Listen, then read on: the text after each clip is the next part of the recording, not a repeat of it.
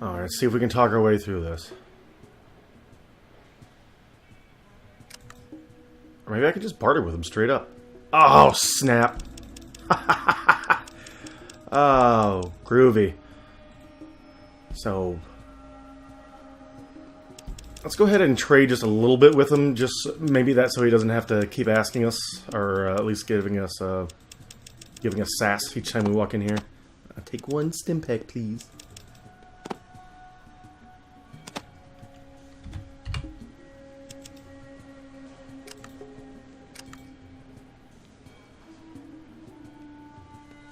Never mind.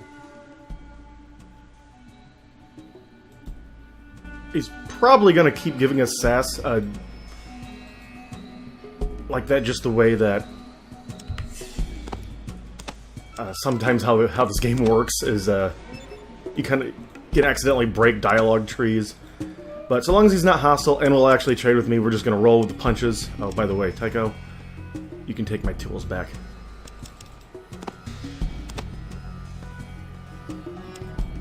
As my weight is down to 21, which is nice, because I'm going to be doing a whole lot of looting later on. So let's get the hell out of the hub. Now, in kayfabe, we have a reason to check out another town. We could, and we will, try to go on the hunt for that Deathclaw, as I believe that is a larger part of the hub's kind of end game. The slideshow at the end that tells you how well you did. Fallout 3 did something like that. Fallout 1 and 2 and Tactics did. New Vegas did as well. Apparently Fallout 4 decided that one ending was good enough no matter how you played the game, which is super cool.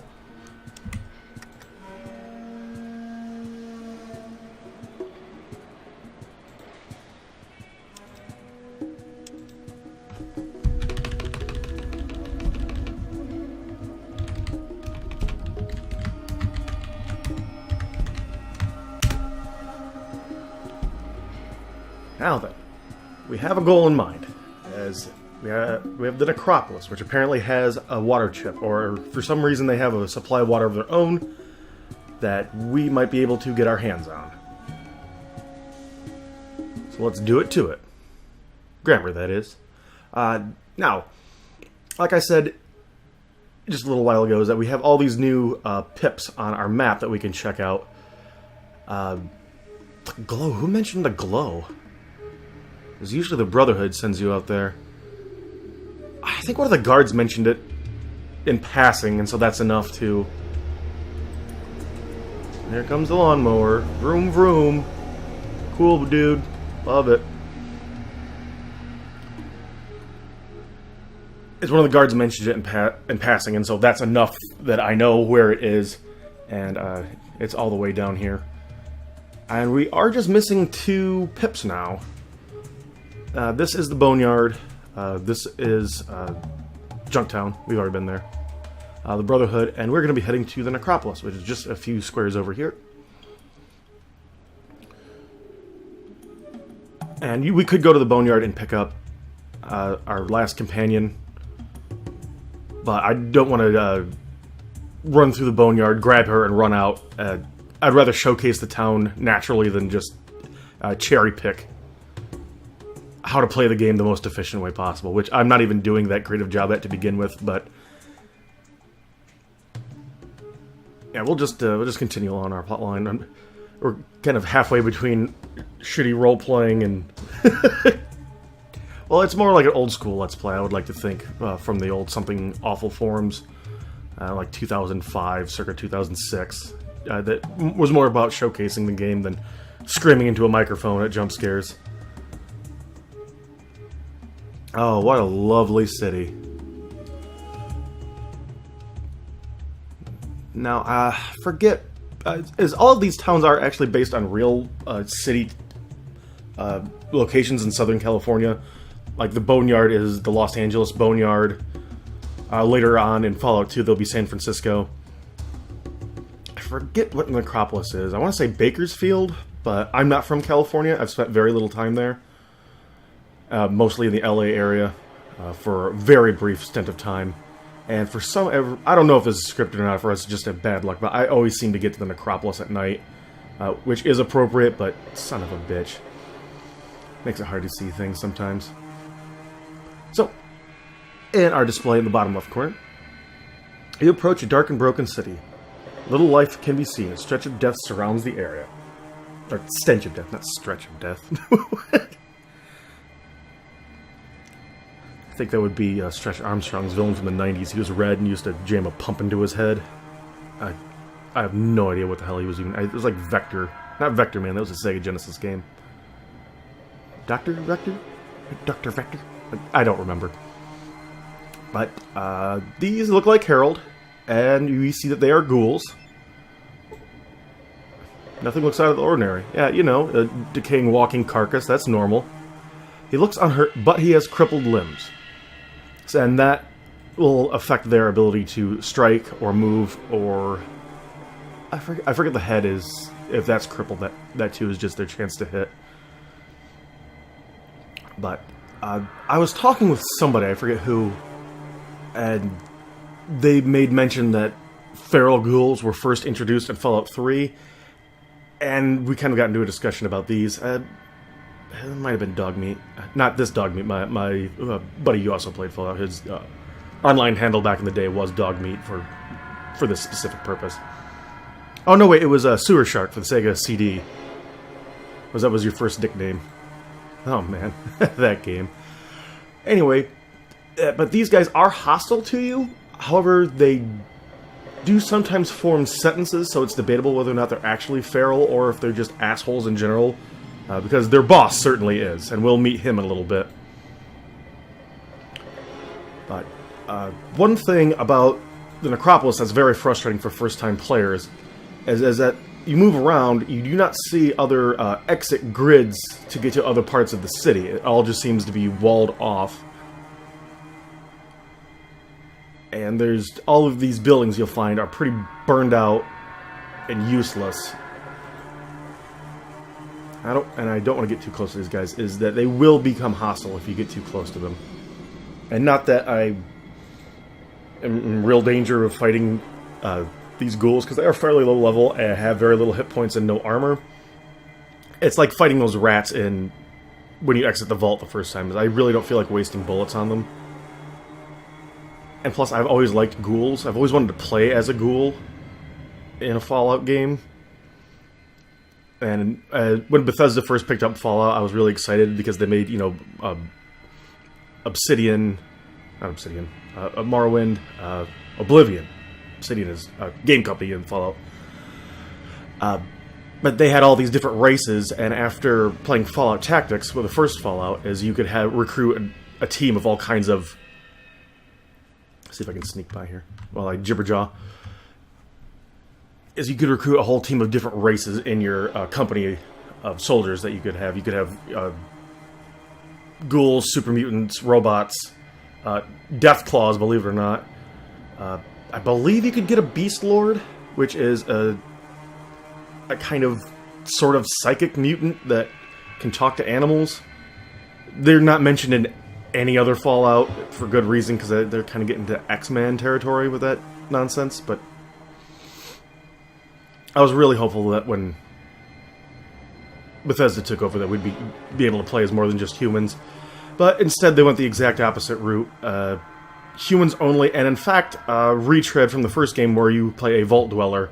So you have to be explained everything as soon as you walk around. Like, what's a ghoul? What's that? Oh, they did that shit twice. That's annoying. Anyway, I don't mean to get down on Bethesda. I mean, Fallout 3 and Fallout 4 are fun enough games. Just, man, did they... The story... I really don't want to get into that. I want to get back into this, sorry. Don't mean to go into a tangent. But yeah, as you can see, all of these buildings are kind of burned out and useless. And if you don't know what you're doing here, you'll get frustrated and you'll end up running around fighting these ghouls. Like I said, they aren't dangerous, but they are a little time consuming. But if you do look around, and it's easier to see in the daytime, and of course I can't rest here with hostiles around, is that there's all of these manhole covers or quote OSW, a man's hole. Manhole covers everywhere. And that's kind of the clue, is that one of these, I believe, has a little description around it if you hover over it. Something about footprints that shuffled through dust. I'm not seeing it here, though. And again, I would come here at night where I can't see shit. So let's go ahead and sneak our way into the sewers. You guys just chill out, do ghoul stuff. And here we are, in the Necropolis sewers. This is actually how you get around from the 3 sections of town until you unlock them, then you can reach them from the town map. And even then, I still think you have to use the sewers to go between them once you set foot. But, here are a bunch of giant rats in the sewers. Of course, every sewer level has to have giant rats.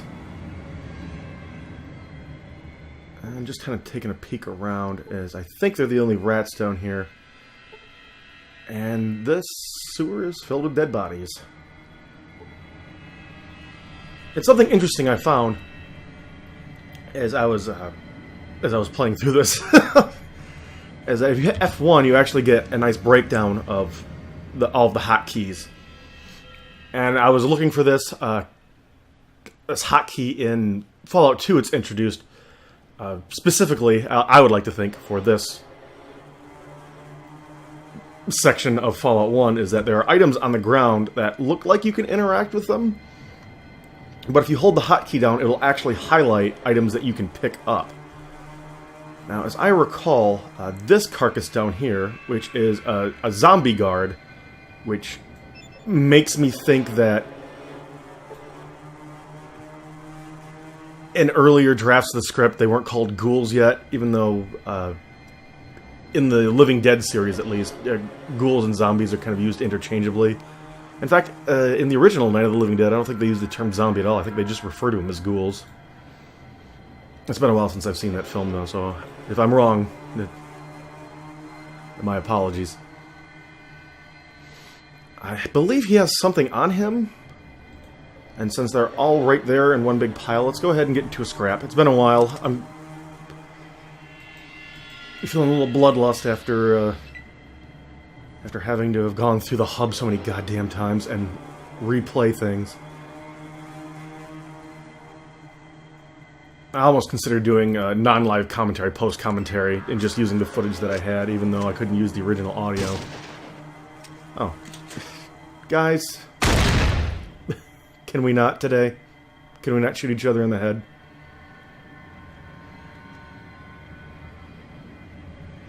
Take your time, dog meat.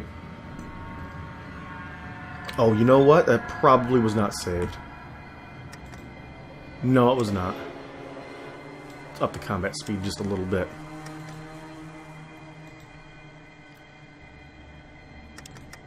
Now, can I get a burst fire? Nope, he's right in the way. And you're nowhere close. So let's try to get into position.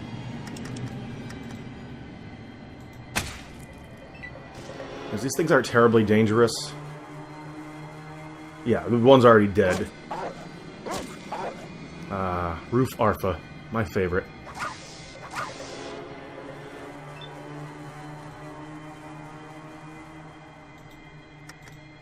Alright, fellers.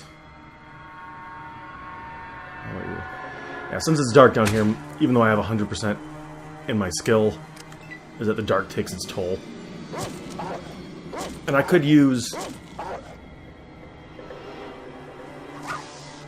flares if I had any, but it's really not worth it. There's a lot of things in this game that you can do, but they're not exactly worth the time and effort. As these are just giant rats, and that's actually what dog meat is really good for, is taking care of small critters like this, as, you know, real dogs are in real life. Getting rid of foxes and coyotes and things like that, chasing them off. So go ahead, dog meat. Take care of it. Thank you, sir. Now, let's see if I was right, if there's anything on the zombie guard. I think he has, like, a book and a cattle prod. Nope, just a cattle prod. I'll take that. For the time being. Let's go ahead and give it a quick read. Even though I'm not a melee guy, let's go ahead and take a peek. Cattle prod. A farmer's best friend model cattle prod from Watts Electronics. Uses small energy cells for power. Minimum strength 4, has 20 out of 20 small energy cells, and weighs 6 pounds. I don't think they mention Watts Electronics much in the more modern Fallouts. Even though most energy weapons in the first 2 Fallouts are from Watts. I don't know if you can see or not, but there are other ladders, and I'll go ahead and risk poking my coconut up here just to show you that they do correspond to different places on the above world map. If I can find the pixel wide thing. Yeah, you can see that I went into this one over here. And that's kind of a clue for how you get into a restricted area later in this town.